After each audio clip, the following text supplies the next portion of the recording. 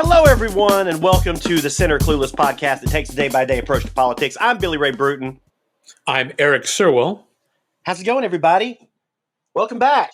So, I maybe it's not politics, but it is news. So, man, shocking me on Twitter when you said, "Hey, everyone, I'm having a kid."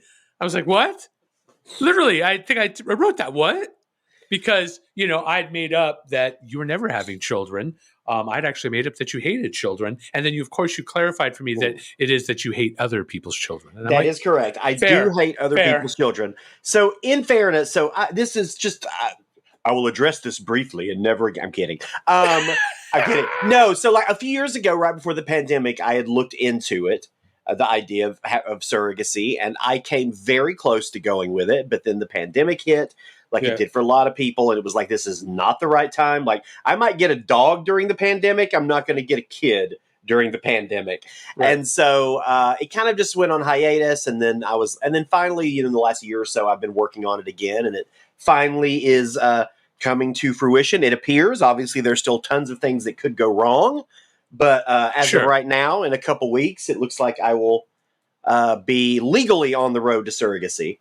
That's awesome. What's crazy for me is because then it opened up for me the ability to talk to you like a father, right? Sure. And to be like, because what's so interesting is so many things became important to me that weren't important to me before, which is going to have to do with some of the stuff we discussed today. But I can't tell you, and I won't be able to tell you the nuclear bomb that it is when it lands in your reality, a child, because the requirements for a child for making their life safe and stable, and then the reality that in the chaos of life, that's difficult.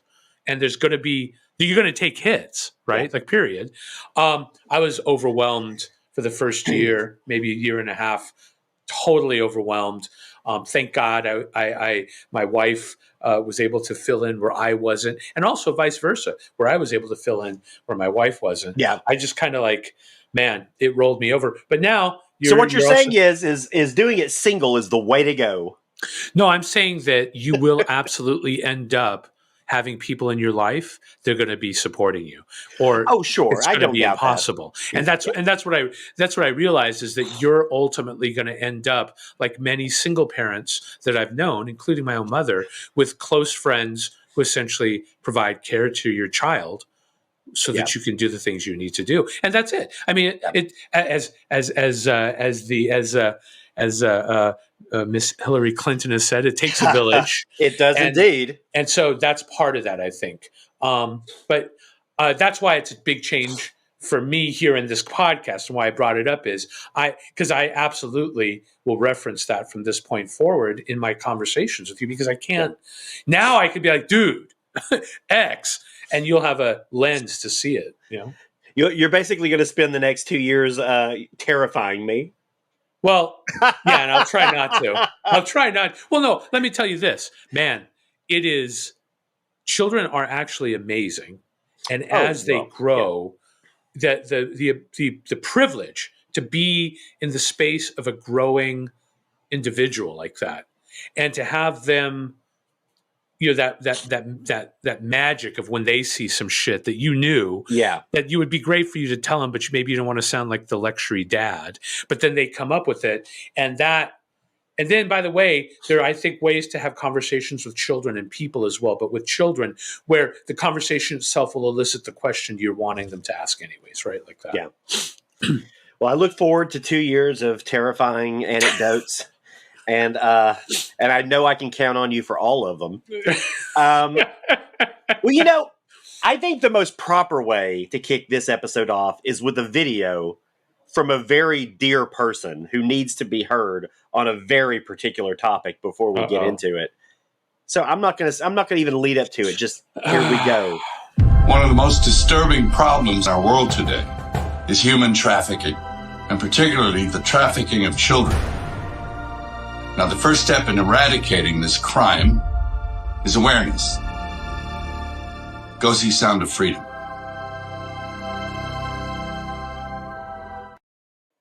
So, if you can't tell, That was America's favorite dad, Mel Gibson, telling everyone in the world that they need to go see this shitty-ass new Jim Caviezel movie funded by a right-wing Christian production company about human trafficking, which I guarantee you doesn't have anything to do with Democrats. Are you so you haven't seen it yet? No. It just came out. It came out on the 4th of July. Wait, what's it called? It's called Sound of Freedom. It placed third in the box office this week. It made $15 million. It did well. This mainstream movie with a big-ass budget. After rescuing a boy from ruthless child traffickers, a federal agent learns the boy's sister is still captive and decides to embark on a dangerous mission to save her. With time running out, he quits his job and journeys deep into the Colombian jungle, putting his life on the line to free her from a fate worse than death. Man, look, that's old school. Nobody is saying that child trafficking doesn't exist. No one is saying that it isn't a problem.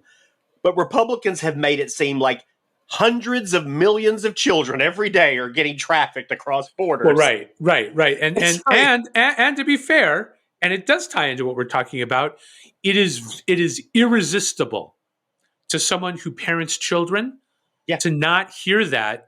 And you actually have to actively shut it off, because obviously what every parent does is put their child into that frame, and then your chemical reactions about it, your love for them, the amount of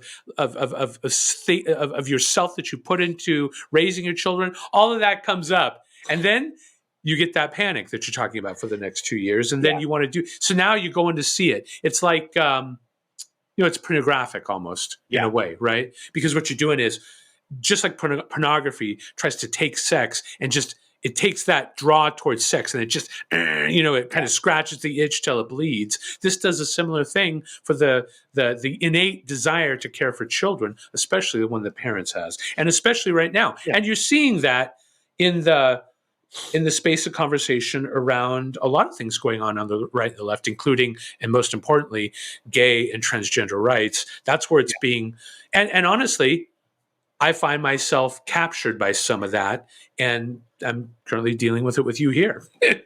Meaning, we talk about that subject a lot, and and it's difficult to even deal with the nuance. And it's sad to see that in that, because nuance is important. Yeah, versus the black and white bullshit thinking. And there is certainly room for a good faith film about child trafficking. That good faith film is not going to be from a known QAnon conspiracy theorist like Jim Caviezel. I'm sorry. No, I know the right wing loves him because he played Jesus Christ and they think he is Jesus Christ. Right. He ain't Jesus Christ. He's a fucking nut job who just also happens to be able to act. He channeled Jesus Christ. Come on, Billy Ray. Yeah, oh my God. I just wanted to touch briefly on that because I found it ridiculous and that movie looks dreadful, but I'll watch it when it comes on VOD just to see how terrible it is. So the other thing I wanted to touch on briefly is our buddy Elon, the half-melted crayon, is back in the news this week. We had this discussion, and ever since you called him a half-melted crayon, when compared to Zuckerberg in physique, Well, that's the thing, though, right? Elon now, Meta launched Threads this week, which is their version of Twitter, because they smell blood in the water, as they should. And of course, Elon Musk is, let's just be clear, he's either actually all up in arms or he's doing some sort of performative stunt for some sort of actual ridiculous cage match that they're going to do. I haven't figured it out yet. It all seems almost a little too performative on his part. But anywho, if it's not performative, he made a comment, well, competition is fine, cheating is not. And then he went on to make another comment where he called, multiple times, obviously, he's called Mark Zuckerberg Lizard Boy, which is weird to me when you look the way Elon Musk does. To say anything about someone else's appearance strikes me as the pot calling the kettle black. But there you go. Anywho, he's all up in arms. They're going to sue Meta, blah, blah, blah. I've been on Meta. I've been on Twitter. They are not the same platform. No. Let me just start with this. The one thing that Twitter has that absolutely destroys threads is the fact that I can set my view on Twitter to just the people I follow. Yes. And the thing I dislike most about meta products is that no meta products allow for that. And there's where meta is trash. And I'm always going to call meta trash because I should be able to curate my own personal feed to block out the people I don't want to see. It should be, I should, so it's the conversation idea, but the difference between a block list and an allow list. Yeah. Block list, you have to keep adding to a block list. It's something you always, it's like, it's just effort. Whitelisting or allow listing is the way it should be. I should be able to put a framework in place where I block all by default, and then just these people or these individuals or these companies or the mix of that get through. And there's the true difference, if we're going to get into it, between Twitter and Meta is that. Also, the interface contains the parts of the interface that look the same on Twitter, look the same on all of those types of products. And Elon ain't getting anywhere. No, he absolutely isn't. First off, there isn't a lawsuit, and this just could be him salvoing the way he does, right? And I honestly don't think that Threads is. I think that I assert that the true Twitter killer is Blue Sky. I agree. Well, that's what I was about to segue into because I just got my Blue Sky invitation. Please, can you give me a referral, please? Yes. As soon as I haven't done it yet, but as soon as I do, I've got to update my laptop before it'll allow me to download it. But I just got my invitation a couple days ago. I'm going to be off Twitter within a couple months. I promise you. And I agree with you. Blue Sky to me is the actual competition because the interface is so much better. And it just weeds out the stupidity. I'm sorry. Like, I don't want all differing opinions weeded out. Like, I want everything there. But it does a good job of weeding out, like, the fucking racists and the trolls. Right. I will subscribe to opposite opinions. Or, by the way, even opinions I only agree with maybe 30% of the time. Right. I need to understand. So, look, I will, if he's on Blue Sky, I'd probably subscribe to, say, Ted Cruz. I would. Because I want to see what he's saying, or there's a lot of people in the gender critical versus transgender debate, and what was sad about Twitter being bought is so many clear transgendered voices left Twitter. Yeah. Okay, because you know what I mean. What you want to see is both sides of all the big debates. I'm lucky in that on Twitter, many of the whack jobs are still there. They're promoting things that I'm angry about in California, so at least I get that. But yeah, Blue Sky is where I think everybody's going. Yeah. Well, Erik, in order to get a system like Blue Sky going, you have to be pretty competent at math, and I'm wondering. Do you happen to have some thoughts on the recent California math framework dropping? Okay. Yeah. How was that for a segue? Yeah. It's a good segue, but it's funny because I was talking to my wife about this morning, and at some point in my unhinged rant, she goes, "Why are we talking about this?" And I said, I was talking to you about one of the podcast conversations I wanted to have this morning, and it makes me crazy. Okay, so the California Math Framework, this will be the third version.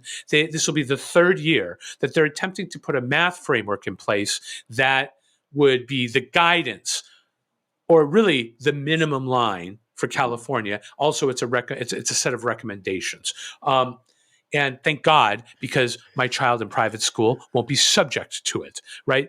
But the sad truth is that there are over 400, not just math educators, but people who are somebody in the math scene. As an example, like what was I'm looking at the various. There's so much on it, but what was look? What are the if you can name one mathematician, you're doing better than I can. Well, no, and that's part of the problem of this story, right? Is that who knows any of these people? So here's a name, and this is the person that's primarily pushing this framework in this state, and her name is Jo Boaler, and she's a Stanford math person. Now, key to the baseline of all of this is a concept in education called detracking or de-leveling. And what that means is in traditional school for the past, as long as the school systems exist in the United States, or at least for most of that time, children have been put on educational tracks, meaning based on their ability, they're put in certain types of math classes or English classes, right? Generally, it's math and English. And children who aren't as good or aren't as interested, let's be honest, aren't as interested in that, will take a lesser track or a track that's not as advanced. Okay. The problem in the minds of progressive educators is that this is systemic racism at play. Mm-hmm. So the problem you have with tracked math classes, as asserted by these people, is the higher level or more advanced tracks are generally dominated by whites and Asians, and the lower level tracks are generally dominated by blacks and Hispanics. Now, in the old progressive mindset, that was completely understood through the lens of class, that people whose parents had the money to spend to help their children in areas where they were not as good as other children, as an example with tutors, or by putting them in private schools, their children would do better than children who were from poor families, right? Now, one of the ways that I supposedly got out of this, I did pretty good on the SATs. I did, although I never went to college, I did good in testing. I did well on a lot of standardized tests, but my mom was not rich, right? Yeah. My mom, to try to be independent as a single woman in the 70s and 80s, basically worked 2 and 3 jobs, making decent money, not rich money, but to put me in a private school, which is how she dealt with it, right? And the California math framework has been tested in the state of California. As an example, they did it in the San Francisco Unified School District. And what they did is they removed some of the tracking and essentially didn't allow anybody to start doing algebra until 9th grade. Many children would start algebra in 8th grade to be, by the way, on track for the higher end college admissions. Mm-hmm. Look, this goes to last week's podcast where we talk about the achievement gap. Mm-hmm. When I was a child, and it was probably a childish way of thinking about things, I thought that the way that, because the achievement gap has been a conversation that was around since the 70s and 80s, I thought the achievement gap would be addressed by providing resources enough to poor families, families of color, so that their children could do better in school. Mm-hmm. That's what I thought. Yeah, that's what I thought it would happen. That's what I thought would happen to deal with the achievement gap. What you're actually seeing is, and I'm going to assert, and this is where my opinion comes into this, the fucking garbage that the California math framework is, which is not that. It's not, hey, we need to find a way to provide better educational resources to Black children and to Hispanic children. We need to go ahead and detrack and completely tear down the existing system so that the children who are actually performing well, better, if you're going to use the term better to describe higher or further along or higher up on whatever the scale is, they now have to be in classrooms with children who don't understand what they understand. And now what you've also done is you've encumbered the math teachers in that case. They have to now teach these children at this level, these children at this level. Look, I, by the way, 100% believe in an individualized educational plan. It's what my daughter's going to get when she goes to her private school starting in September. Guess what? There's only 12 kids in that class. Yeah. Not 20, not 27. There's 12 with an assistant. So I realize that, and by the way this turns up for public school advocates is they say, this is why you need more money for public school. No, getting back to it, the California math framework is pushing a system of detracking and deleveling, which ultimately, while, let's be clear, more children generally take math, the higher end performing goes down radically. It just does. Like, where's the numbers? I'll tell you, here it is. That you're seeing 20, 30% less participation in the higher end stuff. And so there are people pointing to the stuff that went on in SFUSD as a success. There are other people that, of course, are very like, that's not success. Success would be everybody advances. And by the way, I think sorry about that, Billy Ray. I know it's terrible just to sit there and flub. Oh, it's fine. Just to bring it home, the fact that you have people who don't want to see that this is a mess and that want to put it on me, on my child. My child does well in math. And I now have the opportunity to sort of push her along. It doesn't work for me that we're going to, under the auspice of equity, which I think is bullshit. It's not equity, right? Here's the scam. The scam is by putting what ends up happening at school, because this happened in my daughter's public school. She was in a detract class. So what my daughter spent most of her time doing is she would finish her work in the beginning right away, and then she would help the other kids in class. That sounds great. It is great. Guess what? It doesn't push her further along. Yeah. And what ends up really happening is you have SFUSD pointing to the fact that more people, it's improving their state scores. But their state scores are just a minimum of proficiency. It's fine. So you're saying to me that more children who have less capabilities in math are passing the test? Great. But the reason why is you're taking all of that instruction that could be going to those children going farther, and you're just dumping that money, that effort, that time.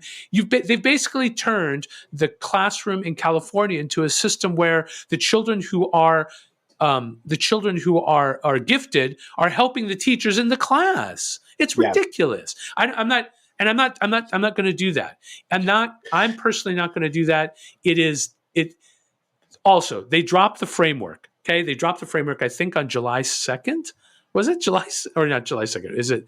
It was right before the 4th of July weekend. So it was I believe they dropped it on Friday, and they wanted to close comment by the 7th. So that means they put the commentary week as the 4th of July week. So the hundreds of educators who have to write an impassioned, accurate response had their holidays to do it. That's more bureaucratic bullshit. And what you're ending up seeing is you got, again, the primary architect of this garbage in California right now, at least, is Jo Boaler from Sanford. The great and kind of interesting thing is Brian Conrad, who's a professor of mathematics at Stanford as well, right? Director of undergraduate studies.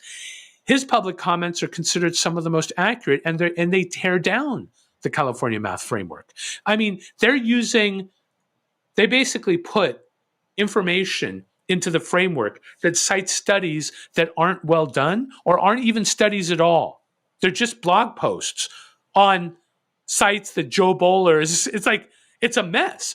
And there are literally people going through line by line, just shredding the math frameworks, the references they use, the data that they're using. It's poor.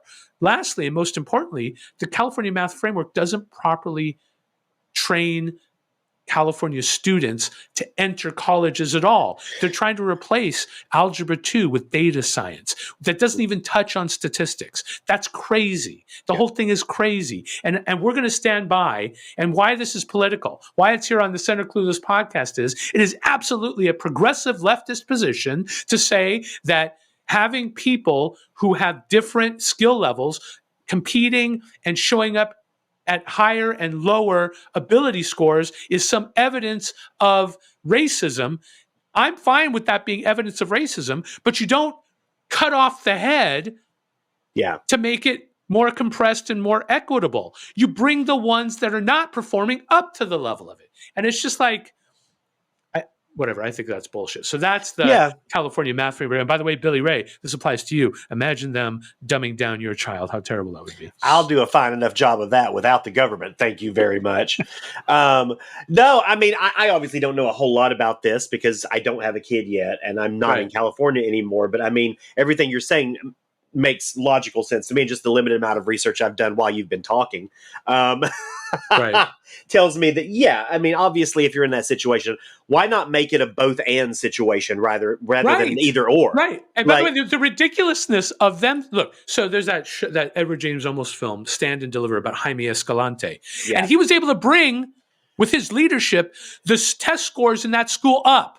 Yeah, that's what it was. And I was like trying to remember what gave me the idea that this is how it would work. It was that movie, Stand and Deliver, and this is a real story about a real person, Jaime Escalante, who, through his leadership and restructuring of what was important in the school, allowed more children who were both Hispanic, primarily Mexican, and poor to bring their scores up. It's ridiculous to state that the only way we're going to make things equitable is by reducing or removing the top players in a classroom. Well, look, I went to a very small rural school in the middle of a rural county in a rural state, like all those things. And I got moved up a math class when I was a sophomore to a junior. They advanced me up to the junior math class because my math levels at 10th grade were to the level where they thought if I stayed in that grade with those other kids, that it would bring down my competency. And so they moved me up into the advanced class, and I did the same thing from 11th to 12th grade. And you know what? It definitely helped me to do that. Right. Like, it definitely helped me to be up there in a different class, and that's exactly what they should have done. They did that to kids all the time in my school, but it was on a case-by-case basis, right? Of course, we had really small classes. My graduating class was 69 people, very small. How many people classes, were in the classroom with you? How many people in the classroom? 20. Right. So that's still big, but did the teacher have an assistant? Sometimes they would have one, but I mean, but even looking back now, I look at that and I'm like, it worked. I mean, I don't think, let me just be clear. I don't know that, I definitely don't know that the school did as good of a job with the underperforming kids. Right. As they did with the higher performing kids, for sure. Like, there was definitely a gap there. So there's an actual equity conversation. Oh, you could look at our list of our rankings, our class rankings, and you would notice that it corresponds pretty much identically with the income of those families. Right. I mean, pretty much at like the whole way down. And like, it absolutely was that way. And so while I feel like I got served in a good way, I know that some of the other kids in my class did not. They were essentially... Your parents weren't rich, right? No, they weren't. Your parents were middle class. Oh, yeah, absolutely. But I wasn't at the top of my class. And by the way, I've seen pictures of you when you were a kid. It wasn't like you were living in the Shangri-La either. It was that's what I'm saying. My parents were firmly middle class, absolutely middle class. But you know, in fairness, like, technically everybody in my area is middle class. Yes, like there are maybe 2 or 3 people in my class that you could qualify as, you know, wealthy, but I can't right now sitting here, I can't name one. They would all be pretty much middle class to lower middle class to just frankly dirt poor. And yeah, there was definitely a big chasm there. But I mean, look, our education system is fucked anyway. Like, I mean, this is just one more like log on the fire. Our entire system, I think, needs an entire restructure, which also, I won't go back into my soapbox about ethics in schools. We already know how I feel about that. Right. And what's funny is you and I were going to debate school choice today. We had to push, which is fine with me. But what's good about that is this is part of that fodder. Yeah. And thank God I get to argue the side that's pro school choice, but we'll leave that for another time. I am just going to say it, that this is where I have become, and this is also part of becoming a father. I was all in on public schools and public schools working. And I felt lucky because we lived in Burbank, California, which has in the past had high marks, or at least high expectations for the school system.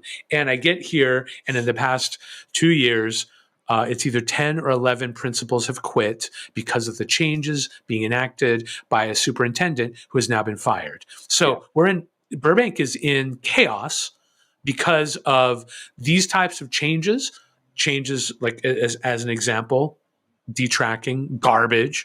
And by the way, in Burbank, again, where it becomes a political thing is they're also in the restorative justice game.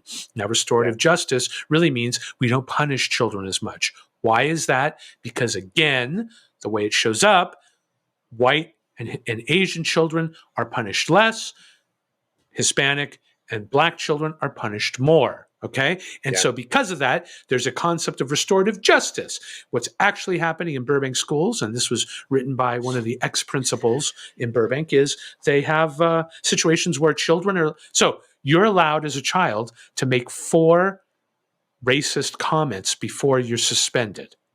So what you're getting is, this is in one of the middle schools, you're getting Child A walks up to child B, makes a racist statement. Child A walks up to child B, makes a racist statement. Child A walks up to child B, makes a racist statement. Child B socks him in the face. Because why? Because he keeps hammering him. And I wish it would be nice to say that this was whites versus blacks and Hispanics and Armenians. Good luck. It is whites, Armenians, Hispanics, and blacks. That's the major division. There are Asians here, but they're generally, sadly, lumped in with whites in this game, at least here in Burbank. And what you're seeing is there are pressures between those cultural, racial communities in Burbank. It's part of the reality of Burbank's become much more integrated versus the way it was when I was a child. When I was a child, it's primarily white. Now it's I think whites are a majority minority now in Burbank. It's whites. There's Armenians. There's always been a large Hispanic population, between 20 and 30% in Burbank. And now you're seeing a rising black population, which you never saw when I was a child. By the way, thank God, I prefer living in a less homogenous place. But the management of the stupidity that goes on between different cultures and races is not well served by restorative justice. Because why? Because what kids know their boundaries. They don't know your bullshit. They don't know your fucking bullshit about getting into a room and loving each other and all that. They know that if they do A, they get Z. They know if they get B, they get Y. That's all they know. They don't know any of this other bullshit. Let's backtrack for just a second in case anybody misheard something improperly. Just to make sure, I don't think Erik meant when he said that it was mostly whites in the neighborhood, and then followed up immediately with "thank God." I don't think that's what he meant. No. What I said was "thank God." What I said was "thank God" to the second thing I said. You fuck. No, but that could be misconstrued. I know. We do this all the time. Let him misconstrue. Let someone come at me and I call heard me a it racist. Too, and I was like, no, I know. I don't think he meant that. Let it. And you guys, seriously, this time let it ride, because you cut something else out. I think where you thought I said a homeless person was trash, and that's fine. I didn't say that. We got to leave those in, because I don't care if it's false or faux. A controversy. You can't give people fodder, Erik. You can't give them fodder. I don't care. You come at me, you call me a racist. It's ridiculous. I find racism to be stupid. I find the whole thing. I also find the soft bigotry of low expectations. I know that's a George Bush statement. In summation, Erik has one black friend. I have multiple black friends. I have multiple black friends. You want me to list them on the wall over here? I got gay friends, Billy. Anyways. Well, I look forward to having this debate in a future episode, but we're going to move on to a little segment that really I believe is helping America heal right now. It's called Cancel Corner. That's right. This is the segment where Erik and I talk about the latest cancelings in the world of news and politics. Man. And it's an interesting cancellation week. I'm going to start out with something that I didn't even know about until Erik put it on my radar. And I guess because it happened yesterday, and I was just not into the world yesterday.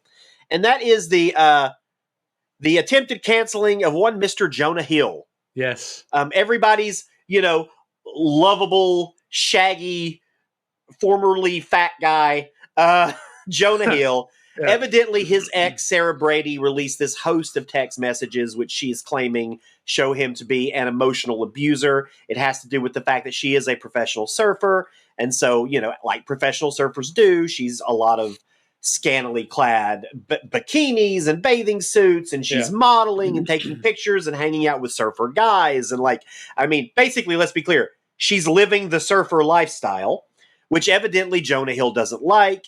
And so he was constantly telling her that she needed to. I'll just read one of these. Was he constantly telling her, or did he get into a thing with her and then decide? Well, go ahead. You do it. Yeah. Well, that's the question. Well, so this is one of the texts from him to her. Plain and simple.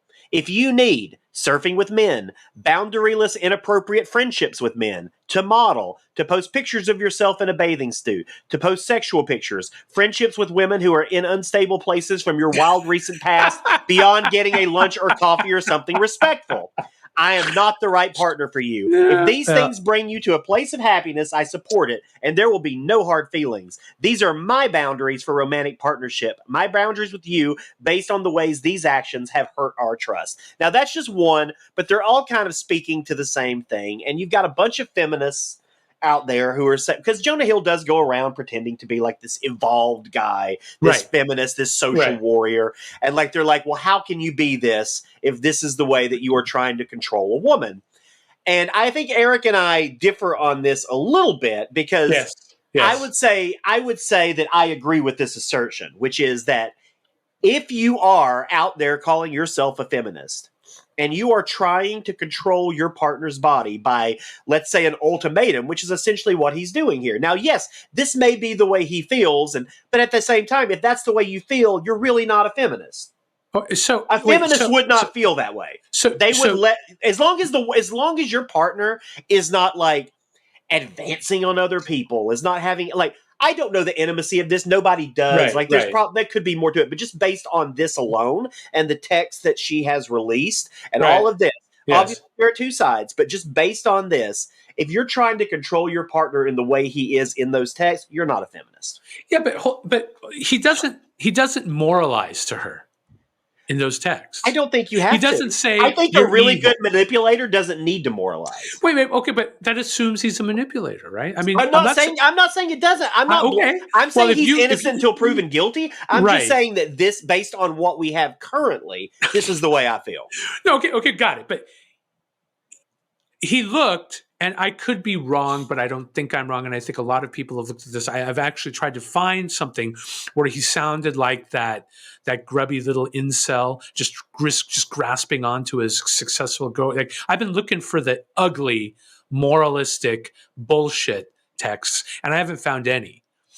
And he's not saying to her, you shouldn't be doing these things. He's saying, I don't have relationships with women who do these things. Is that fair to state? I don't think that's unfair. No, I don't think that's unfair. So you can't be a feminist. So I'm going to go down the road then. I assert you could still be a feminist. And by a feminist, I mean you support women being fully empowered, having full agency in this society. There are differences between men and women, and you can celebrate or not celebrate those. But if you're a stand for women having full rights to their bodies, full rights to their agency in society, able to make decisions for their lives like they do. And it sounds like he is. He was just saying to her that I can't live with this person. So as an example, he's saying, if you are with me, I don't like these things and I can't be with you if you do them. He's not saying you shouldn't be doing those things. They're wrong. That doesn't matter, though. That distinction doesn't matter in this argument. Because, yes, he may be saying, I support your right to do all of these things, just not with me. Well, you're not a feminist then. Then you're not a feminist. I mean, it doesn't make you a bad person. I'm not saying he's a bad guy for saying that. I think it's okay to set boundaries in a relationship. I don't think he did anything wrong as a guy, as a person in this exchange. But if you're out there calling yourself a feminist, but you're not willing to adopt feminist principles in your own life, you're not a feminist. I mean, I'm going to agree to disagree with you on it. Here's the thing. So for me, I think he's a ridiculous person in that space. Okay. Yeah. And I maybe even be moralizing a little bit when I say, what is wrong with you? Who cares? Like, for me, I know that he's out of his mind when he puts a boundary down like that. And okay, to me, he's limiting his experience in life, and he's limiting what might have been a very nice relationship with this woman. But guess what? People limit themselves in insane ways all the time, every day, day in and day out. And that's what it looks like to me, is he set a boundary that she's not willing to and by the way, she shouldn't. She should be with someone who likes her for what she is. And that is a surfer who posts pictures of her surfing self on Instagram, maybe shows off her body a lot, maybe has a lot of crazy friends. To me, if you're going to trust the person you're with, you're going to trust them as is. And so maybe he also has trust issues. I'm not saying he does, but it wouldn't be an inappropriate statement to say, maybe this guy's got control problems. Fine. No, I don't disagree with anything you're saying. Can you have those problems and still champion freedom for women, but just not this lifestyle for me? No. Okay. I don't, not in the way that I think you're suggesting, because I think if you are someone who is saying, I am a feminist, you are saying that I adhere to feminist principles. And some of the most indoctrined feminine principles are a woman's control over her body, her autonomy, her power, her self-worth, all of these things.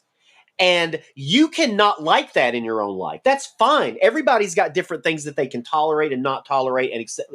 Everybody's got those. But if you're calling yourself a feminist, you do have to hold yourself to some higher standards if you're going to actually call yourself that. Like, I don't call myself a feminist. I support women. I support all of these things, but I don't call myself a feminist because I know that there are probably places in my life where I don't follow that doctrine or that doctrine. I don't. So I'm not going to call myself a feminist. This has nothing to do with whether what he did was right or wrong. I think he's perfectly in the right to say, this is what I can handle in a relationship. This is what I cannot. You're going to be better served somewhere living your best life. Maybe this isn't going to work out. That's perfectly fine. And there's nothing wrong with that. You just can't call yourself a feminist, dude. So can a woman who maintains a more traditional role in society, an example of this would be Elizabeth Brewton, who's a very progressive, very liberal writer. And she's very progressive and very liberal and very Catholic traditional, meaning she adheres to a very traditionalist view of Catholicism in her marriage with her husband, all of that. And she gets constant shit where people...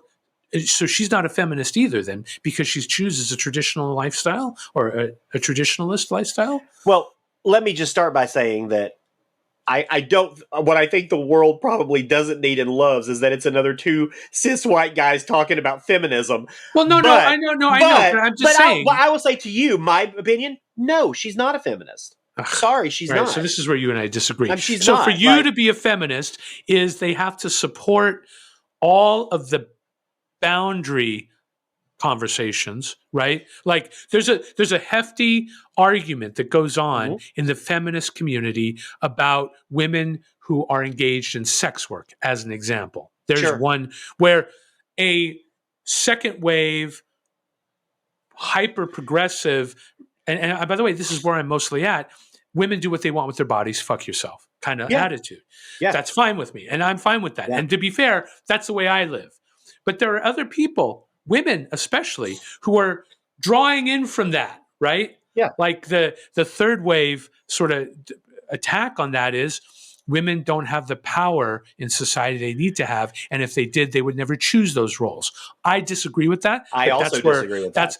By the way, that's where me being a 50-year-old white guy, cis, is who cares what I think. Let me clear. And that's fine. I know several sex workers here in Seattle because it's very much embraced in the city. Like it's not frowned upon the way it is in other cities. Right. And when I say sex workers, that line gets nebulous in certain ways. Like what is sex work? And like they may not be sex workers per se, but they are people. They are erotic performers, erotic dancers. Like these are people like that. They do it because they love it. Yeah, some of them don't want to do anything else. They do it because they love it. And they have found a way to make a good living off of it. They have the people that I know have happy lives. Some of them are married. They have kids. It's just what they choose to do as a way to earn a living. And I would say they are as feminist as any people I know.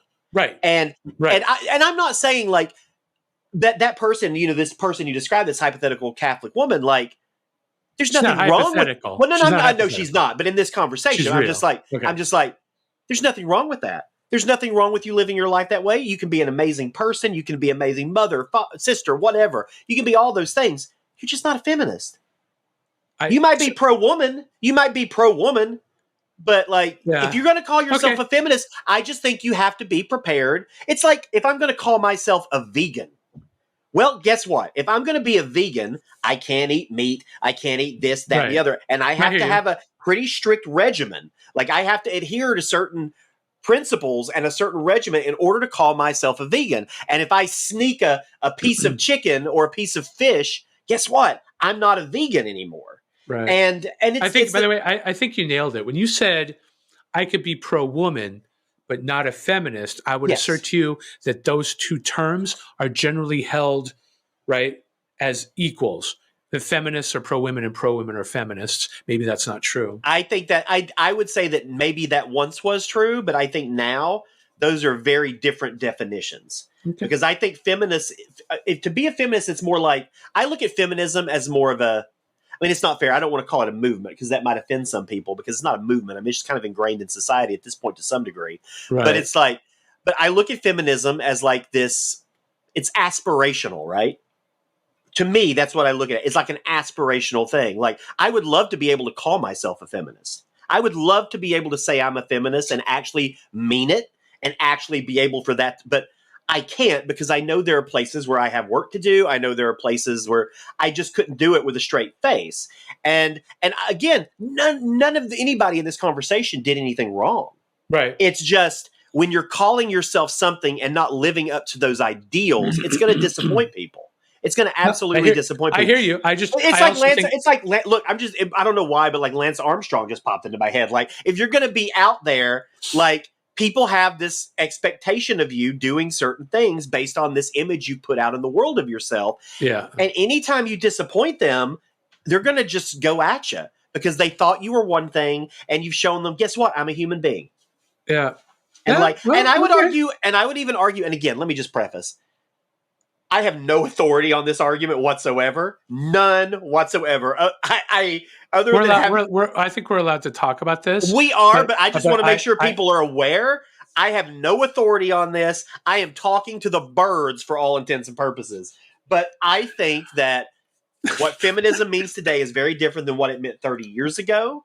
And I think, you and I disagree in there too. Yeah. I think that there are feminists of different flavors. Absolutely they are. But I'm pro-woman, okay? So I'm not going to claim feminism because that's ridiculous. But I am pro-woman, and I am pro-agency for women, and I am pro-choice for women, and I am all of that. So as long as they don't wear bikinis and model. But I'm fine with all that. You're missing my wife, as an example. My wife is far more moderate than I am, and so she'll come and she'll go, "Is this okay?" And I'll be like, yeah. And she goes, well, I don't know if it's a little, I said, remember, wrong guy. I don't care about any of that. Right. Like it's funny because I think my wife comes and checks my temperature when she thinks something's too revealing. And I'm like, right. Because I've lived my life with women who are much more comfortable with showing their bodies around. It's just, the friends I've had and the women I've been with have been that way. It's funny because I'm the opposite. She's often, I think, sometimes coming to see if I'm going to be crazy about something, and I'm not, because I trust her, because I believe that she has agency, because I believe she, you know what I mean? Like, she goes out with her friends at work, most of whom are male. So what? Yeah. Like, you know what I mean? I'm not Jonah Hill in any way, shape, or form. That's a crazy way to live. That being said, but okay. Hey, we're allowed to agree sometimes. What's the disagree even? So the other one is, of course, next one, the canceling. So I'll do this one. So the cancel from the right for me, and it's kind of crazy because there are people I often agree with on some other subjects who are completely in the wrong on this one, I would assert. And that is there was a gay couple, Ben and Aaron, and a video of them first meeting their daughter Charlotte went out on to Twitter. Immediately, they were being attacked as people were calling them traffickers, that these are groomers. That there's part of the video when you watch it is both men are like tentative because, I mean, again, you too this is going to happen to you too. When they first bring that child out to you, it's completely overwhelming. Yeah. It's just overwhelming. And I think that there's a difference in how a mother who has a chemical response to the child, different and even separate from the type that a father will have, you can't interpret, in this case especially, you can't interpret a father's response to a mother's response. And this, to be fair, is two fathers, really. I mean, if we're going to look at it. And so what happens is they bring the baby in and both fathers are they're like, and then the nurse hands the child off and then they immediately close in on the child. Yeah. What's insane to me is the amount of hate that these guys got. And you know what? And then like people started making up stories about how they used their their financial status to take a disempowered woman and pay her to get pregnant. And it's completely insane because in the end, the biological mother was 6 months pregnant before she got in touch with them through an adoption agency. This was a completely legitimate transaction of love.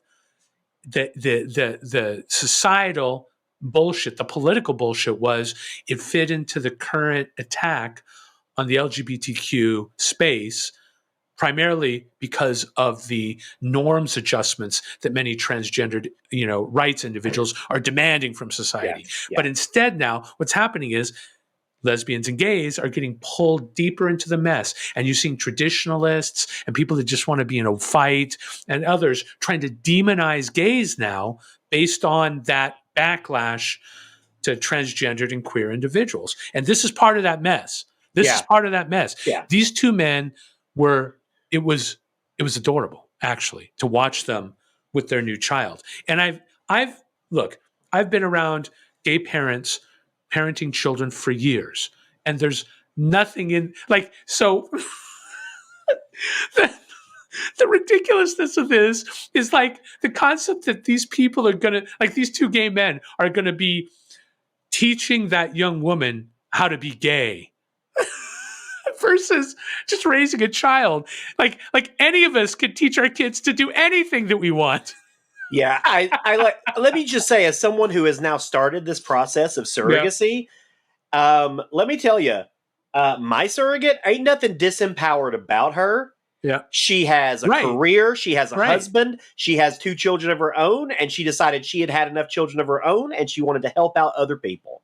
And I'm never going to reveal her name. I will say that she's told me that she has done all of the surrogacy that she's done is entirely for her kids' college fund. That's it. She is sending her kids through college and helping out people. And what's wrong with that? So what's wrong with that? And you know her, and so that this person is passionate about this, right? Oh, absolutely. She genuinely wants to help people who can't have kids, right? And there's nothing wrong with that. And absolutely nothing wrong with that. I haven't seen this video. In fairness, I don't know anything about it, so I'm going to check it out after the episode. But I mean, it just sounds like more distracting bullshit get the base crazy. Riled up over nothing. Over yes, what would you rather that child actually be trafficked? Right. Is that what you would rather do? I put it in chat. The thing that's crazy is I also know the only place that baby is being trafficked to is Build-A-Bear. No, but I mean, my understanding of surrogates, of professional surrogates, is they are almost to a T people who are passionate about giving the gift of of having a child to others who can't do it. And the weird way that's twisted into some desperation on the part of the surrogate is dishonest at best and fucking ridiculous and stupid at worst. And most places have regulations in place that prevent someone from just being like a full-time surrogate. Like you can't just keep popping out baby after baby after baby after baby after baby after baby after baby. Most places have regulations in place. It's not like this is some epidemic of and it's just ridiculous. Yeah, this isn't gray. There's no gray market about this. It's regulated. Okay, adoption is a regulated industry, and this is totally, completely normal and safe. And by the way, it's also a loving story. Yeah, absolutely. It's a story of 2 men who have been able to, have the freedom to be married, and now the freedom to raise a child together. Which I'll tell you that it is a turbocharge to a relationship for you to work with another person towards the raising of a child, because it forces you to confront a lot of stuff, even about your own childhood. All of the stuff that went on comes up for you when you're raising a child. All the stuff that went on for you, you'll remember it. I had moments with by the way, to be fair, I never expected to be healed by my child, and my child healed me of this trauma that I had, which was ridiculous, right? Yeah. And I've now had to confront certain ways that I behave in life based on this early trauma that I had that she just didn't have. And it was around losing stuff. It was messed up because I lost a balloon when I was a child. I was 2 and I lost a balloon, and it was the biggest, most beautiful balloon. Like, it was massive, right? Yeah. And I was so happy with it and proud of it. And I'd walked outside and I accidentally let it go. And it fucked me up for life. Like, I had a problem where I held on to things. And then my daughter, first time it shows up for me, she's doing that thing where she's walking down the street on the walker. You know, she's got the little walker, and she wants to see dandelions. So I give her a dandelion, and she's trying to find a place to put it. So I help her put it there, and then she's walking, and then it falls off, and she doesn't notice it. I start crying, like she's lost it. And I'm like, I pick it up, and she's cool with it. So the culmination of this is she walks outside one day. I just bought her. I went and bought her a big balloon. Not. We were in the store and she saw it and she wanted it. And it was a pretty cool balloon. She takes it and we're talking, and we walk outside and she goes, and she just lets it go. She goes, "Bye, balloon." And it slammed into me. And I'm like, holy shit. And then I was like, my God, what have I been doing my whole life around this? And my daughter's just like going along. And no, now look, are there a lot of things in there that sort of added to that? Yeah, my mom didn't have as much money to spend as we did. Well, sure. So I wouldn't be able to buy another balloon. Oftentimes, Liz has gotten more than one balloon over time. So she's not engaged in a scarcity conversation about the balloon. My favorite thing about this whole thing is that the way I read this is, father decides to inflict his own childhood trauma on daughter. Daughter's like, fuck that noise. Well, no. How about this? No, but how about this? It's even crazier than that. Is that she revealed a lens to me as a child that I just never had.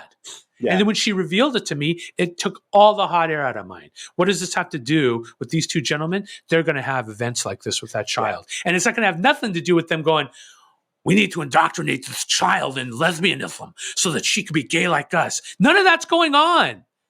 None of that's going on. It's just there a lot just happened in that sentence.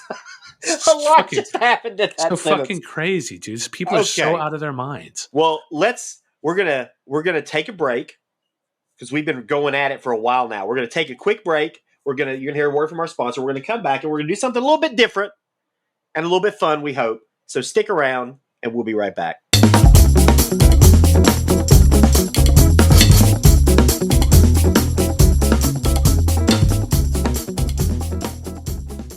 We are back. We decided we were going to do something a little bit different for the second half of the pod. We are going to actually discuss all of the presidential candidates. We're not going to be talking like 20 minutes on each candidate, but we're going to talk about all the presidential candidates. And then at the end, we're going to do something a little fun. We're going to do a couple of things, Eric. We're going to do will win, should win, and sleeper. Okay, I'm down. And then we're also going to do, we're not going to do kill, fuck, marry, because kill might get us in trouble. So we're going to say smack in the face, fuck, marry. No, it's not. No, it's banish, fuck, marry. Banish. Okay, let's do that. Banish from marry. Society, fuck, and marry. Okay. That's what we'll do. So let's kick this off, and I'm going to kick this off. We're going to go from what we would say is the bottom to the top, like the candidates who have no fucking chance in the world. They're wasting their time. They're wasting their money. And the first one I'll mention is a gentleman named Will Hurd. And Will Hurd has no real, major legislative experience. He was former CIA and is also former Texas House of Representatives. He is best known for being the candidate who is really into policing cybersecurity and AI. And that's his platform. That's what he's running on. I had to look all that up because I ain't never fucking heard of him. Right.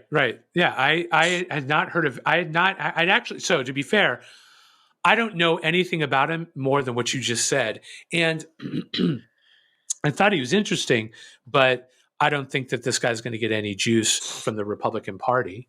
I think that the Republican Party juice is already allayed amongst many others that are further up on this list. Yeah, I think so too. And yeah, like I said, ain't nothing going to come out of this guy. No offense. But next up on the list is Francis Suarez, who is the mayor of Miami. And this guy, I mean, it's funny to me that he is running against Donald Trump, against Ron DeSantis. Like, you have all three of these, like, Florida guys. It's like Florida woke up and they were like, well, it's our turn to lead the country because we're the best to do it. Right. Like Florida is the new Republican kingmaker state. Yeah. And, this guy has got there's some weirdness around some payments from a real estate developer. Yes. Like his response to COVID-19. Yes. He is a cryptocurrency friendly politician, which has got its own set of challenges because I think that's the biggest scam in history. Well, it's actually doing pretty well and I'm of course here I'm being a dork. There's one of the presidents in Central America is a big cryptocurrency, has made it his country's legal tender, right? Like, or that you're able to pay public debts, and it's part of that. I think he's attempting to go down that road. Is very popular in that space. This guy is the stuff that you talked about with the construction stuff. There's a lot of corruption there, but he is, I think, more of a. This guy isn't top shelf. This guy is like McDonald's level politician, and maybe is topping out in Miami right now as we speak. I don't think I'm not saying this guy won't show up again, but he's like a Hispanic Gavin Newsom who's less successful, really. Yeah. Well, next up on the list is good old Larry Elder. Larry Elder is, of course, a right-wing commentator and pundit. He works for the Epoch Times and has worked for Salem Media Group, and known for a lot of controversial opinions, but also known for having 3 times being convicted of sexual harassment and abuse. Twice in 2011, once in 2021. So every 10 years, he seems to get a little crazy, a little crazy, and decide that he's just going to go do shit that he knows, I guess now Republicans just don't give a shit about. They don't care if you beat anybody. Right. But he again, he's in a California, LA thing. But I don't know. I think that he gets called an Uncle Tom and he gets called a token far too much for my comfort. I don't think that's fair. I think that it is easy to attack him on not only his personal foibles, for instance, the aforementioned sexual abuse that he's engaged in, but also the fact that he's a bunch of hot air on the Republican side, right? He doesn't have any experience actually governing. He's just a talk show host and has always been that. And really, this is just another way, like many people on this list, for him to promote his brand. Yeah, absolutely. Next up is Doug Burgum, who is the current governor of North Dakota. And might be the most milquetoast candidate of everybody. Like, he basically just toes the party line on every single issue. He has expressed mild support for the LGBTQ plus community, but then also went on to sign anti-trans laws. So no idea, I guess he's okay with the LGBTQ plus community, except for trans folks. Yeah. He signed a near total ban on abortion in North Dakota, shocker. Right. Yeah. And is a proponent of critical race theory, which is an argument to be had. But he is, he's basically just a toe the line Republican. Yeah. He's this guy is a guy that really just looked through like whatever the latest Republican magazine is, picked up all of the banner shit and just puts it out there. I mean, his just to be clear, his abortion stuff is, for me at least, as maybe less of a Democrat, but I'm an independent voter, I would never vote for this guy, never, ever, and not because of his abortion stance, but because of the way that he goes about this. That he is, again, one of those types that's just taking all of the big pictures of the day and just throwing it out there, trying to push beyond his governorship. There's nothing original about him, nothing exciting about him, and I don't think this guy moves the needle at all either. Yeah. Moving on to Asa Hutchinson, who is the former governor of Arkansas, who, let's see, in 2015 signed new legislation that prohibited localities from extending civil rights protections to LGBTQ plus individuals. In 2019, he signed a bill that criminalized abortion. In 2021, he signed bills that prohibited businesses and government facilities from requiring vaccination of COVID-19. And he demanded that Republicans overturn the 2020 presidential election because he was a big lie supporter for President Donald Trump. This is another guy who is not very exciting, frankly. Is pretty much just a straight up MAGA right Republican. Yeah. He's another also ran of the current Republican noise machine. Yeah. Who is literally just trying to keep his name in headlines as long as possible because he's basically, at this point, no one knows gives a fuck who Asa Hutchinson is. Right. Moving on to Tim Scott. There we go. So we're now getting into the folks who you're like, okay, they have some support, right? They have some support. So Tim Scott obviously is one of those. Is a member of the Senate from South Carolina since 2013. Right. He's been. I think he's doing as well as anybody else in the polls at the moment. I mean, he scratches all of the main itches, I think, for Republicans, and he's a person of color. Well, I think beyond that.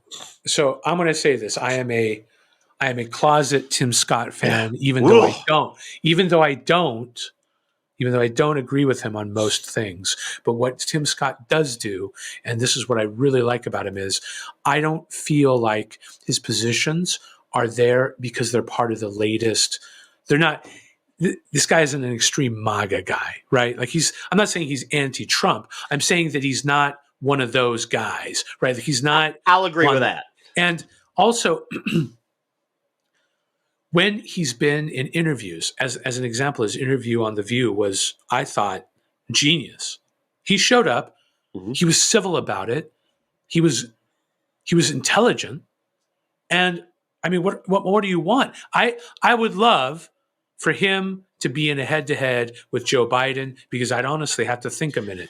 Do I need to send a message to Democrats by voting this totally normal, totally authentic person who I mostly don't agree with into office? Although I do agree with him, for instance, on guns, right? I don't agree with him on abortion. I don't agree with him on, I might agree with him possibly on education. In fact, I'm pretty sure I do. So I'm now coming up with a Republican whose many conservative positions I mostly don't hold, but a few I do. And I honestly, it would be great to see Tim Scott up there, because I think that is a victory, especially if the Republicans, at least many of the racist Republicans, not all Republicans are racist, but there are some racist Republicans, if they could get over this, to put this guy up as the as the nominee of the Republican Party, that would mean that there's been some movement in the Republican Party in the space of race. And I would love to see that. Moving on from Tim Scott is... we're not going to give him any more. I want to talk about Tim Scott for an hour. Keep going. Is Mr. Vivek Ramaswamy, who has no political history. He's just a businessman, a young businessman, who has some pretty wild ideas. By the way, what a understatement you just did. Pretty wild ideas. So let's see. Supports expanding presidential power, including executive fiat. Favors raising the voting age to 25, unless that you can complete this double dare of challenges that he sets forth. Well, no, that's what's great. Favors adding all of these participatory requirements. To be an American, and you can fuck yourself. He is very pro-Russia, pro-Russia, very anti-Ukraine. And by die, I don't mean I'm going to kill him. I mean, he should just go ahead and go away. He is very pro-drilling, fracking, coal burning, all of those things. Obviously opposes affirmative action, opposes critical race theory. There's 80 more things we could. This guy is, look, I thought initially when this guy started running, I thought if he doesn't go too crazy, he's got appeal, because he is a person of color. He's a young guy. He's a really eloquent speaker. He knows how to debate. He got Don Lemon fucking fired. All of these things. You said this 3 weeks ago. I was like, this wasn't 3 weeks ago. This was 2 months ago. 2 months ago. 2 months ago. All the podcasts are running into when he one first started running. But now he didn't do what I said. He went batshit crazy. And now the only thing he's got going for him is that he's young and a person of color and might attract a certain base of the Republican Party. But he ain't Who got a shot cares in that hell. he's young? Who cares that he's a person of color? Some people do if you're a Republican and you need to win over those voters. What this is about, we'll go with Tim Scott. What this is about is him selling a book. And he's literally just hitting all of the gongs of Republican craziness in some cases, maybe not so crazy in other cases. But here's what he's doing, banging every single one and looking at his book sales weekly. This is what this guy is doing. Yeah. And he's received enough time. So we're moving on to Nikki Haley. Nikki Haley, who is the former governor of South Carolina, who was in Trump's inner circle, and who has done this weird thing where she really tried to distance herself from Trump but also not. She's trying to have her cake and eat it too. Right. And I just find her to be so incredibly fake. And like so incredibly fake, so disingenuous. I'm like, I don't find her to be a threat at all at this point. I think she is pretty divisive. What's interesting is she has the same favorability numbers as Tim Scott, but much higher unfavorable numbers. So as an example, Tim Scott is 20. This is 538. So this is an average. Tim Scott's 27% favorable, 22% unfavorable. She's 27.9% favorable, 31.8% unfavorable. That Nikki Haley has already shit the bed. That I would assert to you that the only thing for her that's going to show up now is both of her numbers will go up. She's never going to be more favorable than she is unfavorable to people in this country, I assert. I would agree also.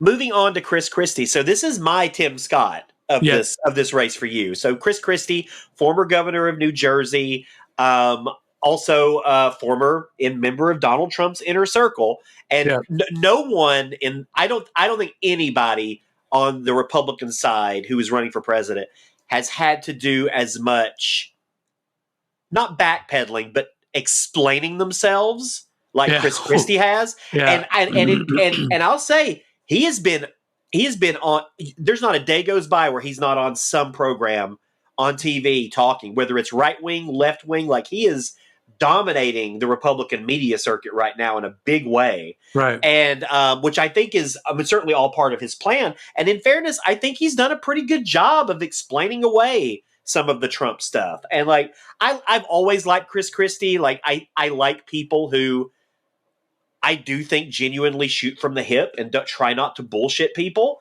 Like I like people who speak bluntly and just will tell you the way it is, whether it helps them or not.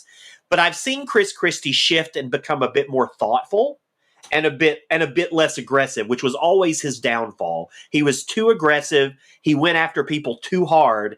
And now he has focused all of his energies on Donald Trump. Right. And like, that's where his energies lay. And the idea of having them on stage again in a debate is delicious. Yeah. He's basically sort of slow. And by the way, I don't think he's going to be the nominee, and I think he's slowly just going to turn into a Trump foil, just like you described. Yeah.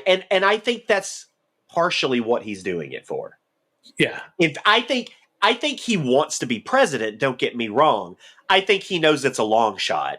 And I think he knows if I can't be president, at least I can stop this motherfucker. From and at least and if I'm going to stay busy in this game, at least this is a way for me to keep busy. And I get that. Yeah. Exactly. It's going to be interesting to see if he gets on a stage with him. I would actually love to see that as well. Yeah, I would be really into that. Moving on to Mike Pence. Boy, what to say about Mike Pence, former vice president of the United States. Basically had the president of the United States say he should be beheaded to some degree. But basically almost killed by his own president, and is running for president. Who knows why?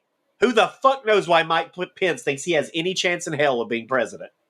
Well, I mean, so right now it's the averages are, as of July 9th, Trump at 52%, DeSantis at 23%. The next one is Pence. So he's number 3. I know. Right now. Yeah. But like, that's basically because he has better name recognition. Do you think that's name recognition? Absolutely. Ramaswamy at 4, Haley at 3.9, Scott at 3.7, Christie at 2.5, Hutchinson at 1.3, Burgum at 0.2, and Suarez at 0.0. See you, buddy. See you, buddy. I don't have anything else to say on Mike Pence. He's just who Mike Pence is. Moving on to Ron DeSantis.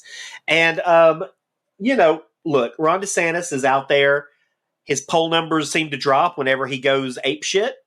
And his poll numbers are dropping. Donald Trump's are rising. I think the more he talks, the less people give a shit. If he was a viable alternative to Donald Trump, he would be doing better in the polls. But because he has chosen to go to the right of Donald Trump, most specifically in this case, his anti-gay shit. Yeah. Look, I'm not saying that it's appropriate for him to attack the transgender community the way that he is. It's not. But that's less politically toxic than going after everything gay, which is what he's done. And okay, dude, now you're going down the road. Look, homosexuality is not something that a majority of Americans have any problem with anymore. No. So you really should get off that fucking train. And the issues that you're seeing with the large percentage of Americans with the transgendered queer conversation has to do with the application of these concepts to children. That's going to be a fraught situation that people are going to complain about.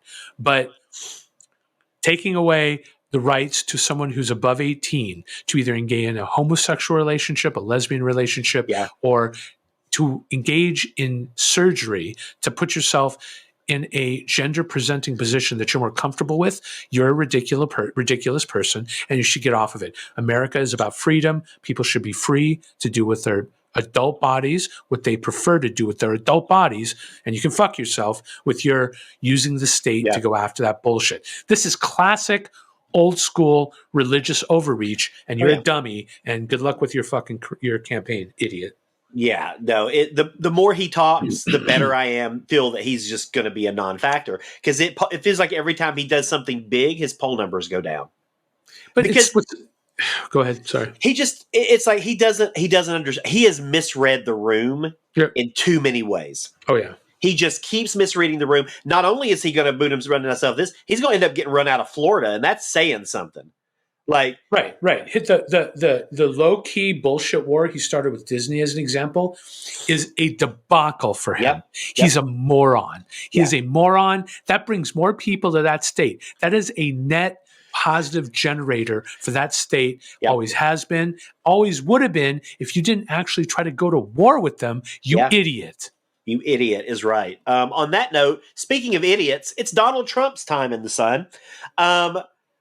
Obviously, Donald Trump is the front runner, like by massive amounts. That's not a surprise.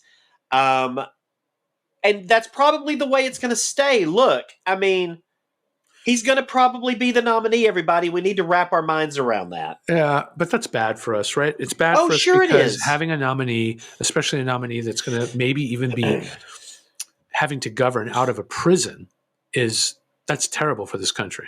I know. I get it. I mean, I just don't know, unless a miracle happens and just something, because even if he gets convicted of something before the election, he's not going to lose his fucking supporters. They're still going to support him because they think it's bullshit. So but there is a 14th Amendment. So look, I'm doing that thing. Remember back when he was president and people were waiting for the Mueller investigation. Yes. There's this guy who's this guy who was most well known for having done like a parody Rahm Emanuel Twitter out of Chicago. Can't remember his name right now, but he was selling those candles, the worship candles with Mueller's face, like the Jesus candle, but with Mueller's face during that period of time, right?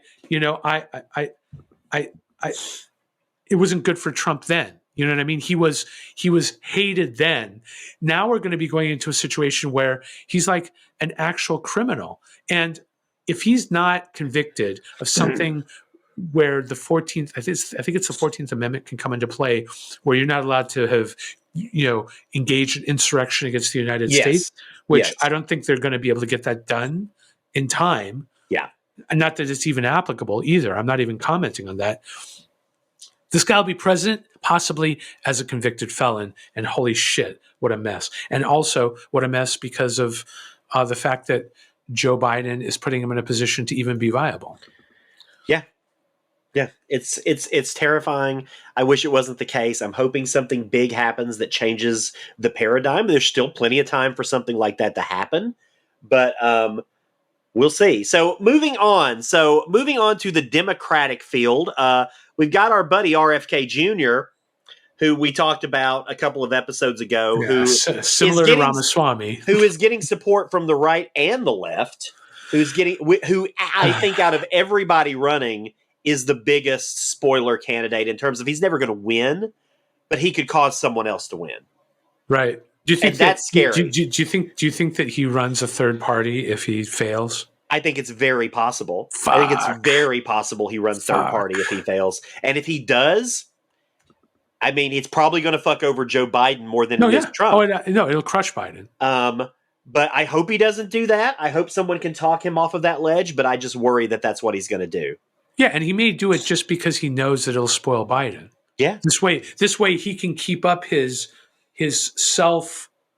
Because to be clear, after you and I talked about him a few weeks ago, I now do actually, after watching a few interviews with him, he truly believes. He's not. Oh, yeah. He's a true believer. And what's weird is he's an absolute asshole because he can't, like, he's not honest. He literally remembers things incorrectly and then spews it as truth. And that's the most dangerous person you got. And man, now I'm going to be depressed after this fucking podcast, Billy. Jesus. I'm going to be depressed because I just thought about that. If he runs as a third party, fuck, it destroys things. Anyways. It really does. He's polling right now at 14%, something like that. So it's gone down a bit. Yeah, yeah. And then all the way down at 4% is actually somebody I kind of enjoy. I like Marianne Williamson. I've never disliked her. I think she's one of the most intelligent people who is running for president. And her policies and her views on a lot of issues are very mirroring of mine. Like, I think she, especially when it comes to business and finance and things like that, in areas where you wouldn't think that she would have her finger on the pulse, she's done the work. Like, she's done the work, I think. And she's getting more and more media exposure now, which is nice to see. And her poll numbers have gone up a little bit. Like, she's not, she's a little too fringe to ever be in the 15% range, I think.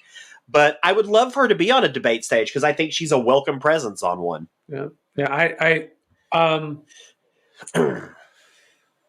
kind of soured on her last election with a lot of the stuff that showed up when it comes to her what she did for a living, and it's not that it's bad what she does for a living, but the concept of, again, I feel so for me, I honestly feel like a lot of these people do this as a promotional tool, and I can't shake the feeling that that's how it works for her. Like, she's probably, I assert, I don't know this, but I feel like she's telling herself that she's bringing to the table what you just discussed that you like about it. Her points of view and her perspectives on these very important political questions.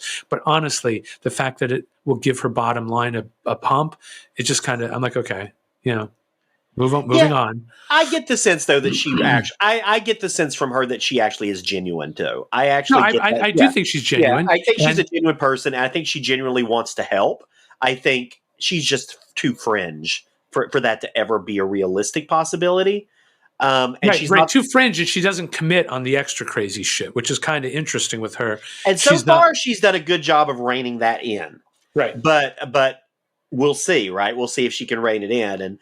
And finally, running without a party at the moment, currently in the People's Party, seeking the Green Party nomination, Dr. Cornel West.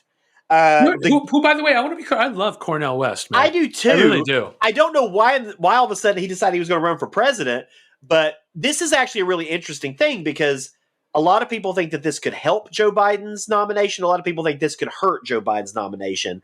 David Axelrod, who was the former chief of staff for Obama, I think chief of staff or press secretary, one of the two, I can't remember, but just came out and was basically thinks that it will actually threaten Biden's reelection. Right, from the left. Yeah. He's the spoil. He's God, what was his name? He's the Bernie Sanders of this campaign. Right, like but more importantly, he may be the who's the guy? The car guy, the guy that did all the safety stuff. What was his name?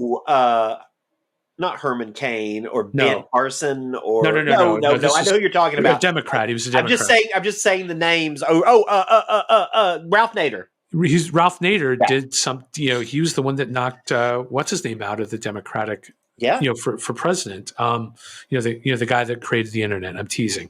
Obama's vice president, or not Obama. Sorry, Clinton's vice president. Al Gore. Al Gore, right? He's the one that knocked Al Gore out, right? He's well. I mean, if you think that Al Gore actually lost that election, I don't think Al Gore lost that election. I think Al Gore should have won Florida, and I'm pretty sure that once they got done with an actual recounting of that state, he'd won the state. But to be fair, to this day, and to his credit, Al Gore says, "Look, I conceded. Thus, it doesn't matter that that's true." Right. So, but yeah, Al Gore should have won Florida. And if Nader hadn't engaged, Nader got a lot of numbers in Florida. It wouldn't have been close between Gore, Gore would have won, but would have beat Bush at that point. I think Cornel West is a little too left for this environment. He's incredibly left, right? Too left. He's going down the road, right? Yeah. I mean, good for him. I mean, it'd be nice to have his voice in the conversation, but not much of a chance there. I would love to see Cornel West as a congressperson. Yeah, I agree with that. So let's do this first. Who will win, who should win, and who is the sleeper candidate? So I'll go first if you want me to. Okay. Who do you think will win? So all things being equal, it's a Joe Biden year. Okay, all things being equal. That being said, this is a big if. I will assert to you that if let's just do the wills right now. So now the wills. Will is Joe Biden, but I got to do one caveat. Save the caveat for the sleeper. Okay, save the caveat for the sleeper because we're talking overall here. Biden. So you think Biden? Yep. I'm not as optimistic as you right now. I think Trump's got the upper hand. Right. So that's who I think. I don't like feeling that way, but that's who I think right now will win. I think it's fair. Where the problem for Biden is there are multiple spoilers. You got RFK as a spoiler. Cornel West as a spoiler. If Cornel West and RFK both run, Trump's going to be president most likely. If Trump has something go on, I will assert to you that, and with the debate stage, I'm going to assert to you that the true sleeper. Well, don't do sleeper. Don't do the sleeper yet. Sorry. We're not there yet. We're just on the will. Okay. So you think you said Trump will? I say Biden. I think Biden. So who do you think should win? Biden. Given the candidates, I go Biden in that realm as well. I say Biden because look, I'm taking what he's accomplished as his team has accomplished as a president. Biden should absolutely win. 100%. Who is the sleeper? Who is the candidate that could, let's say, because it's hard to say that there's any candidate that's going to be a sleeper to win the presidency. So let's just say, who is the sleeper that could win each party's nomination? Look, what's funny is when it comes to sleepers, a lot of what I desire to have happen shows up for me, right? And for me, it's Tim Scott. I think that Tim Scott on a debate stage and then Trump implodes, I think Tim Scott's got the juice to be able to speak to the largest portion of the United States while holding on to the Republicans he needs to hold on to get not only the nomination, but if it's a Tim Scott Biden battle, Tim Scott wins every time, I assert. Even though Chris Christie is more of my guy, I actually don't disagree with you on the Tim Scott front.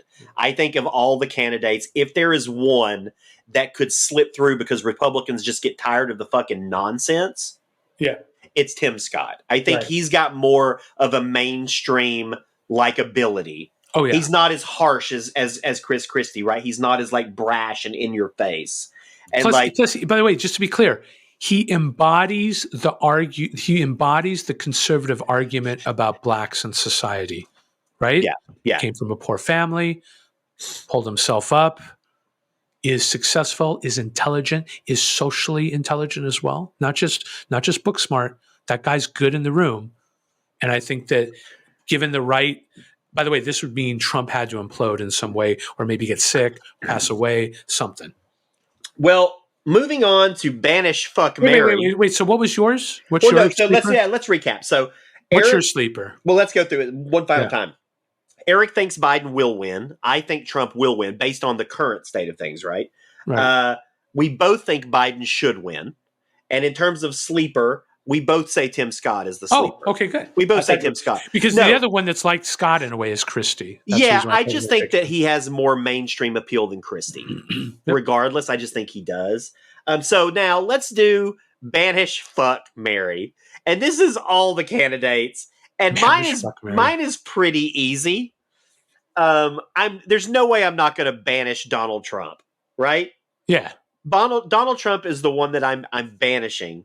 When it comes to fucking, as a gay man, I have to go with Vivek Ramaswamy because he is absolutely. Now I get it. Now I understand why you're so into him. Okay, got it. And if I'm going to marry somebody, I'm probably going to marry, frankly, Tim Scott. He seems like he would be the most guy. He seems like he'd be the most stable person to be married to. Wait, hold on a second. You know what? Let me strike that for a second. No, I'd marry Tim Scott, even over even over the Democratic challengers. I'd marry Tim Scott. Yeah. So for me, banish is going to be Trump too. Get out of here. You completely ridiculous clown of a human being. What a waste of time. Mary. So it's banish, fuck, marry. I would absolutely. See, it's hard because Marianne Williamson's going to do freaky shit, right? So sure, but I think Nikki Haley is probably the one that I would fuck. And then you're more limited than I am in this. I'm very limited. No, I mean, if there was an attractive guy, I might go for a blowjob. But then let's see. But marry, and again, when I say marry, they could also be sexless marriages. God, dude, who's a good person in here? Look, you know what? Yeah, Tim Scott, man. I mean, if I was, you could marry RFK just so he keeps it interesting. No, fuck him, dude. There'd never be a dull dinner in the house. RFK's number 2 on the banish list for me. If Trump wasn't in this, it would be RFK. Go away. RFK, go away. Sorry. Well, I'm so glad. I think that the political world has been waiting to know which one of these candidates we would banish, fucking marry. So I think people are getting exactly what they want with content on this show. Which candidates would we fuck? Yeah. That's it, everybody. That's our show for this week. We played around a little bit, had a little fun. Hope you enjoyed it. Yeah, it was a slow news week, everybody. There just wasn't a lot of big ticket items in the news this week. I know people are just going to be like, oh, there was a caravan in India that went off a bridge, but nobody's reporting on it. Well, that's because I didn't hear about it. Sorry about those people on whatever caravan. No, but, this was a great show, Billy Ray, and especially because now I see you as a father, as a father that I ain't there yet. I ain't there yet. You'll get there. Then I demand to be called Daddy Bill. Diddy Bill from now forward. Diddy Bill going on. Diddy Bill. What up, Diddy Bill? All right. Well, thank you, everybody. So I'm going to run down the spiel. Center Clueless podcast is produced by Ryan Verrill. Hi, Ryan. Please visit us at centerclueless.com for more information or find us on the socials at Center Clueless. You can rate and review us on Apple Podcasts, and we really hope you do. It only takes a couple of minutes, and it really, really helps. So go over there. Tell us what you think. If you have something nasty to say, save it for the DMs. If you have a question, comment, or criticism, you can email us at centerclueless@gmail.com. Please do. It would be nice to get some feedback and also send us some ridiculous shit that we can comment on. So until next time, whether you're left, right, or somewhere in the center. Oh, actually, before I say that, I should also say the next 2 recordings of this podcast, Erik and I will be together in the same city and in the same recording space. We haven't worked that out yet. How are we going to do that? We'll have to do that this week. Yeah, I'm going to be in Los Angeles for a few days for the Outfest Film Festival, and I'm going to be staying with Erik for a few of those days, and I'll be there. Surwill Manor. Billy Ray will be our guest. And then for 2 Sundays, we will be together in the same room. So looking forward to that. Hopefully you are too. So now I will close it out and say, whether you're left, right, or somewhere in the middle, we hope you say a little less clueless, just like us. Goodbye, everybody!